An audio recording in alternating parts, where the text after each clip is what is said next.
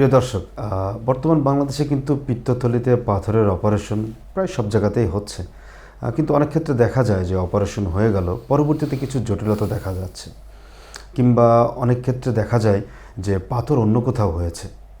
আসলে এই সর্বাধুনিক যে অপারেশন সেটি কিভাবে করা হয়, কিভাবে আপনারা পিত্তথলির পাথরের এই অপারেশনের মাধ্যমে সুস্থ থাকতে পারবেন, দর্শক সে বিষয়ে আলোচনা করব। আমাদের মাঝে উপস্থিত আছেন অত্যন্ত অভিজ্ঞ একজন সার্জন, সাথে আছেন জেনারেল সার্জারি বিশেষজ্ঞ ডাক্তার মুনতাসির ফয়সাল, সহযোগী অধ্যাপক সার্জারি বিভাগ, popular medical college hospital, Dhaka. দর্শক, পুরোটা সময় জুড়ে সাথে আছে আমি ডক্টর এজি প্লাবন। চলে যাচ্ছি মূল আলোচনায়। স্যার, আপনাকে স্বাগত আজকের পর্বে। Thank you. স্যার, আজকে আমরা আলোচনা করব কমন একটি বিষয়, যে পিত্তথলির পাথর।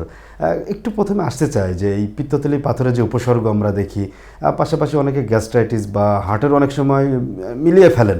আসলে পিত্তথলির পাথরটা বুঝবে কিভাবে সাধারণ মানুষ?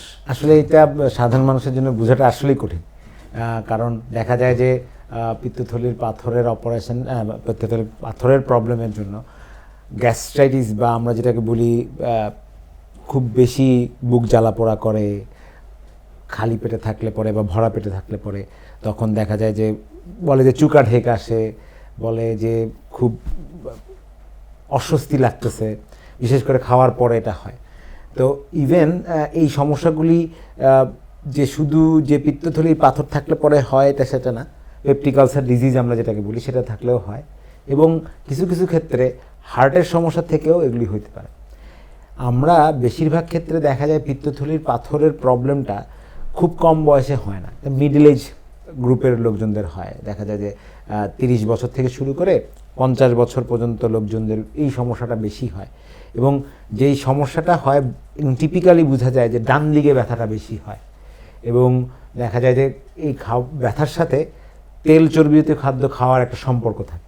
যদি দেখা যায় যে ব্যথা হচ্ছে, কখন হচ্ছে এটা যদি আমরা পেশেন্টদেরকে জিজ্ঞেস করি, পেশেন্ট খুব টিপিক্যালি বলে যে আমার একটু খাওয়া দাওয়া করলাম, রাত্রেবেলা শুতে যাব, তখন ব্যথাটা শুরু হচ্ছে, প্রচণ্ড ব্যথা।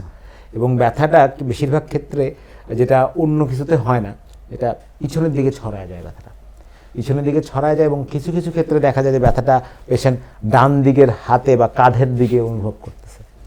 খুবই টিপিক্যাল সিমটম। দেখা যায় যে পিত্তথলিতে ব্যথা হলে পরে, পিত্তথলির পাথরের জন্য ব্যথা হলে পরে যতটুকু এই হার্ট বার্ন বলি আমরা, বুকের পিছনে জ্বালা পোড়া করা, চুকা ঢেক আসা, এইগুলির থেকে যেটা হয় ডান দিকে ব্যথাটা খুবই কমন। এবং এখন যেটা খুবই ইম্পর্টেন্ট ব্যাপার, যেটা বলে রিসেন্ট স্টাডিতে বলতেছে যে বেশিরভাগ পিত্তথলিতে পাথর থাকলে মানুষ কিন্তু বুঝেই না আসলে পিত্তথলিতে পাথর। অ্যাসিমটোমেটিক কথাটা আমরা বলি, যে মানুষের উপসর্গই দেখা যায় না। এমনিতে দেখা গেল কোনো একটা মহিলা তার অন্য কোনো একটা কারণে আলট্রাসোনোগ্রাম করতে গেছে, তখন দেখা গেল যে আলট্রাসোনোগ্রামে ইনসিডেন্টালি দেখা গেল যে ওনার পিত্তথলিতে পাথর আছে। দেখা গেল একটা পেশেন্ট তার প্রেগনেন্সি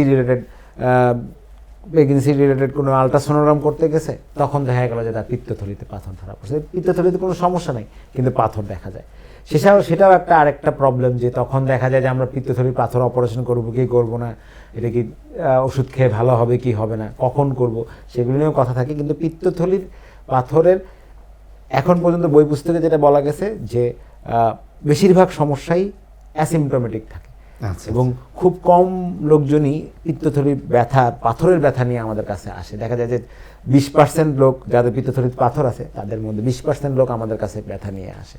এবং যদিও এটা অ্যাসিমটোমেটিক, তারপরেও আমরা সার্জনরা বলি পিত্তথলির পাথর থাকলে পরে সেটা চিকিৎসা নেওয়া দরকার আছে। অবশ্যই স্যার, খুব সুন্দরভাবে আমরা বেশ কিছু বিষয় বুঝতে পারলাম। একটু আসতে চাই যে এই ধরনের উপসর্গগুলো দেখলে সাধারণত কী ধরনের পরীক্ষা নিরীক্ষা আপনারা দিয়ে থাকেন? আমরা যদি দেখি যে এরকম ডান দিকে উপরের দিকের পেটে ব্যথা বা ওভারঅল পেটের ব্যথা, তখন যেটা আমরা সবচেয়ে কমন এবং খুবই সহজ একটা পরীক্ষা, সেটা হচ্ছে আলট্রাসোনোগ্রাম। আলট্রাসোনোগ্রাম করলে পরেই আসলে সমস্ত কিছু বোঝা যায়, এবং বেশিরভাগ ক্ষেত্রে আলট্রাসোনোগ্রামটা যারা করে, যদি উপরের দিকে ব্যথা থাকে শুধু উপরের পেটের আলট্রাসোনোগ্রামটা করে। আমার সাজেশন হচ্ছিল যদি কখনো আলট্রাসোনোগ্রাম করতেই হয়, টোটাল পুরা পেটের আলট্রাসোনোগ্রামটা করাই ভালো, এবং আলট্রাসোনোগ্রাম করলেই আমরা পিত্তথলিতে পাথর আছে কি নাই সেটা আমরা বুঝতে পারবো। স্যার, একটি বিষয় জানতে চাই, যেহেতু আপনি প্রথমে একটু আগে বললেন যে চিকিৎসা সংক্রান্ত কিছু কথা, যে পিত্তথলির পাথরের চিকিৎসা কি একমাত্র অপারেশনই? আর যদি সেটাও হয় তাহলে সর্বাধুনিক কোন অপারেশনটা আপনারা করছেন এবং কিভাবে করছেন? যেটা আমি আগে বলতেছিলাম যে পিত্তথলির পাথর হলে পরে যে সিমটম হবে এমন না, কিন্তু বেশিরভাগ ক্ষেত্রেই বলতেছিলাম অ্যাসিমটোমেটিক থাকে। এবং যদি কখনো ধরা পড়ে এই পিত্তথলির পাথর থাকলে পরে এটা কোনো আজ পর্যন্ত কোনো ওষুধ নাই যে এটাকে পাথরটাকে মানে কোনো রকমের ডিজলভ করে দেবে, এটা কোনো চিকিৎসা আসে নাই। অনেক সময় অনেকে হোমিওপ্যাথি চিকিৎসা বলে বা অনেকে বলে যে পাথর গলে যায়, এটা সম্ভব না। পিত্তথলিতে যদি পাথর ডেফিনেটলি হয় সেটার চিকিৎসা অপারেশন করা ছাড়া কোনো উপায় নেই। এবং অনেকে বলে যে না পাথর থাকুক, যেহেতু আমার কোনো সমস্যা নেই আমি অপারেশন করব না। আমরা বলি যে না, পিত্তথলিতে যদি পাথর হয় সেটা যত তাড়াতাড়ি সম্ভব সেই পিত্তথলিটা কেটে ফেলাটাই ভালো। কারণ এগুলির থেকে যেই সমস্যাটা হয় সেটা কিন্তু অন্য ঝামেলা সমস্যা।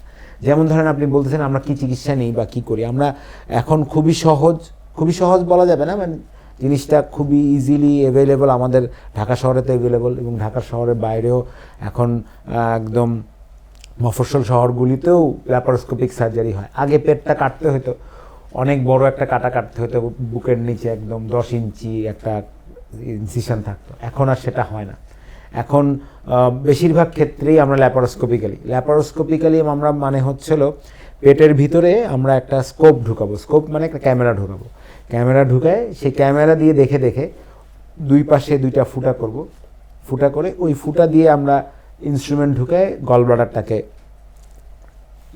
তো লিভারের নিচেই থাকে, লিভার থেকে আলাদা করে ফেলবো, এবং যেই ফুটাটা আমরা নাভির গোড়ায় করব সেই ফুটাটা দিয়েই বেশিরভাগ ক্ষেত্রে আমরা পিত্তথলিটাকে বের করে নিয়ে আসি। আপনি মনে করতে পারেন যে এত ছোট ফুটাগুলি ধরেন এক একটা ফুটা 1 সেন্টিমিটার, 2টা ফুটা থাকে 1 সেন্টিমিটার করে, আর বাকি সাইডের 2টা থাকে 5 মিলিমিটার। 1 সেন্টিমিটার 5 মিলিমিটারের এত চিকন ফুটা দিয়ে আমরা কিভাবে এত বড় অঙ্গটাকে বের করতেছি? এটা আসলে অনেক উপায় আছে।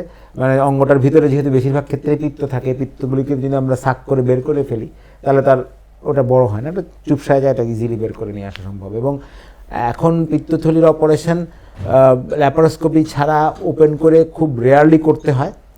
আমরা কখন ওপেন করি? যখন এটার কমপ্লিকেশান শুরু হয়, তখন ওপেন করতে হয়, কিন্তু ল্যাপারোস্কোপিক্যালি করা খুবই সম্ভব। এবং আমার সাজেশন হচ্ছে হলো পিত্তথলিতে পাথর যদি হয় এটার জন্য আসলে আমরা কখন ব্যথা হবে, কখন আমাদের সমস্যা হবে সেটার জন্য ওয়েট না করে আগেই অপারেশনটা করে ফেলা ভালো। কারণ যখন অপারেশন আগে মানে কম সমস্যাযুক্ত থাকে, যখন আমরা অপারেশন করি আমাদের জন্য অপারেশনটা করতেও সুবিধা এবং পেশেন্টের আউটকামও তখন ভালো হয়। এবং সিম্পল, আমরা একটা নাভির গোড়ায় একটা ফুটা, বুকের নিচে একটা ফুটা, এই পাশে একটা ফুটা। এখন তো আমরা 3 পোটেও করি, 3টা ছোট ফুটা করেই পেটের ভিতরে একটা স্কোপ ঢুকাবো, ক্যামেরা ঢুকাবো, পেটটাকে একটু আমরা ফুলাই। এটা আমরা একটা গ্যাস দিয়ে ফুলালে পরে হয় কি পেটের মধ্যে জায়গাটা বড় হয়, ইজিলি দেখা যায়। তো যদি পিত্তথলিতে পাথর হয় আমার সাজেশন ল্যাপারোস্কোপি করা ফেলা। এটা এই ধরনের অপারেশনে ভয়ের তেমন কিছু নাই। ভয়ের তো আসলে যে কোনো অপারেশনই ভয়ের কিছু না কিছু আছে, কিন্তু আমরা রিলেটিভলি রিস্ক কম বলি এই ল্যাপারোস্কোপিতে। স্যার একটু বিষয় সাধারণ মানুষদের জন্য জানা প্রয়োজন। অনেকে প্রশ্ন করে যে পিত্তথলিটা তো কেটে ফেলা হলো, পরবর্তীতে প্রবলেম হবে কিনা? এইটা আসলে মানে এখন আমাদের এই যে ডায়াগনোসিসটা, মানে আমাদের সবচেয়ে ইম্পর্টেন্ট ব্যাপার হচ্ছে আমরা আসলে যখনই রুগী দেখি আমাদের রুগীর সাথে কিন্তু আমাদের কথা বলতে হয়, হিস্ট্রিটা নিতে হয়। হিস্ট্রিটা যদি আমরা ঠিক মতো নিতে পারি এবং হিস্ট্রিতে যদি আমাদের কখনো সাসপিশন হয় যে না অন্য কোনো সমস্যা আছে, দেখা গেল যে পিত্তথলির পাথর ছাড়া ওনার পেপটিক আলসার ডিজিজের সমস্যাটা বেশি, তখন আমরা পিত্তথলির পাথর অপারেশন করে দিলাম, কিন্তু ওনার পেপটিক আলসারের সমস্যা থাকাতে ওনার সমস্যাটা কিন্তু যাবে না। এটা একটা প্রবলেম হয় খুব বেশি আমরা যদি ওই প্রবলেমটাকে ঠিকমতো অ্যাড্রেস না করি। আবার দেখা যায় যে পিত্তথলিতে পাথর ছাড়াও দেখা যায় যে ওনার পিত্তথলির পাথর ছাড়াও ওনার অগ্নাশয়ে মাঝে মাঝে প্রদাহ হয়, প্যানক্রিয়াটাইটিস হয়, সেক্ষেত্রেও কিন্তু একই রকম ব্যথা হয়। কিন্তু আমরা পিত্তথলির অপারেশন করে দিলাম, আমরা অগ্নাশয়ের প্রদাহর কোনো ট্রিটমেন্ট করলাম না, তখন কিন্তু বারবার ব্যথা হতে পারে। ইভেন দেখা যায় যে কিছু ক্ষেত্রে অপারেশনের পরেও পিত্তথলির পাথর, এটা অবশ্য পরে ছুটে যাওয়ার থেকে আগেই পিত্তনালীতে পাথর চলে আসতে পারে। পিত্তনালীতে চলে আসলে পরে, যেটা খুবই ইম্পর্টেন্ট ব্যাপার, পিত্তনালীতে পাথর হলে পরে অবশ্যই আপনার জন্ডিস হতে হবে। জন্ডিস যদি না থাকে, গা হাত পা যদি হলুদ না হয়ে যায়, তাহলে কিন্তু আমরা সাসপেক্ট করি না যে পিত্তনালীতে পাথর আছে। তবে সেক্ষেত্রে অবশ্যই একজন বিশেষজ্ঞ চিকিৎসকের তখন আলট্রাসোনোগ্রাম করা ছাড়াও যদি আমাদের কোনো রকম হিস্ট্রি থেকেই মনে হয় যে না পেশেন্টের অন্য কোনো সমস্যা থাকতে পারে, তখন আমাদের আরও কতগুলি পরীক্ষা নিরীক্ষা করে এটাকে একদম কনফার্ম করা যে না হ্যাঁ ওনার ব্যথাটা আসলেই পিত্তথলির পাথর থেকেই হচ্ছে, না আরো অন্য কোনো এবং ভাল- রোগীর সাথে ডক্টরেরও একটা সুন্দর ভালো আলোচনা understanding. দরকার, Good. আন্ডারস্ট্যান্ডিং হ্যাঁ, দরকার। সেটাই, স্যার, সেটাই আমরা অনুষ্ঠানের বলতে- একেবারে শেষ পর্যায়ে আপনাকে অনেক ধন্যবাদ স্টুডিওতে এসে আমাদেরকে সময় দেওয়ার জন্য। Thank you. প্রিয় দর্শক, আশা করি বুঝতে পেরেছেন যে পিত্তথলির পাথরের কিন্তু বর্তমানে সর্বাধুনিক অপারেশন হচ্ছে, ভয়ের কিছু নাই। আসলে আমরা যেগুলোকে রিস্ক মনে করি, এখন অত্যাধুনিক অপারেশনের মাধ্যমে খুব সহজেই সেই চিকিৎসাগুলো করা হচ্ছে। দর্শক, কোনো রোগকে কিন্তু অবহেলা নয়, আমাদের সকলকে সকলের জায়গা থেকে সতর্ক থাকতে হবে, প্রয়োজনে আমাদের চিকিৎসকদের সাথে সব কিছু খোলাখুলি আলোচনা করতে হবে। দর্শক, ভালো থাকুন, সুস্থ থাকুন, বৈশাখী টেলিভিশনের সাথেই থাকুন। খোদা হাফেজ।